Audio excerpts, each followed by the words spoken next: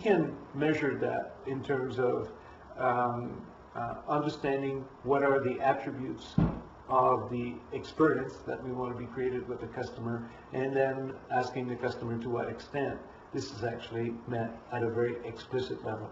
So first, I believe, in order to get to the metric, you need to go down to the basic level, surface the feelings that people have. So for instance, at Clerica, we found that trust was a precursor to the outcome that people were looking for in dealing with us, which was the well-being of their family. And there was a few intervening variables that they'd seen there. So we know that we can't achieve the outcomes for our customers if a relationship of trust has not been established.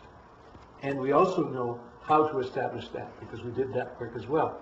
They told us, for instance, that they wanted to have clear information. They wanted to have knowledge and expertise. They wanted to be presented with options that they could understand clearly, that this in turn would create trust, and that would create the basis for the achievement of the well-being that they wanted to create in their family by purchasing those financial solutions.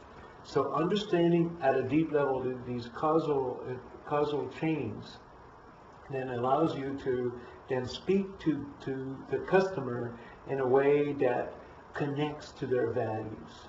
That's really what's important. On values, at a very simple level, you can hear the values that somebody espouses by the way in which they speak to you. Mm-hmm. I explained to some of my colleagues that if someone says family 12 times in a period of a couple of hours, it's probably that it's a value that's important to them. Right.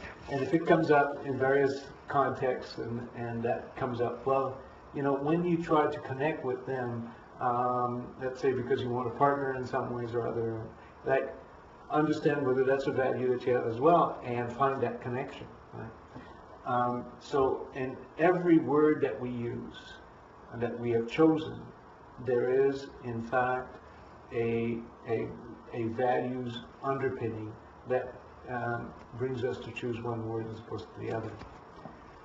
So those values, we don't see them. We don't have glasses to see them, but all of us, in fact, walk around, put our values on our sleeve, if you want, by the way in which we verbalize, by the way in which we express ourselves, and sort out conflicts or describe situations or see things.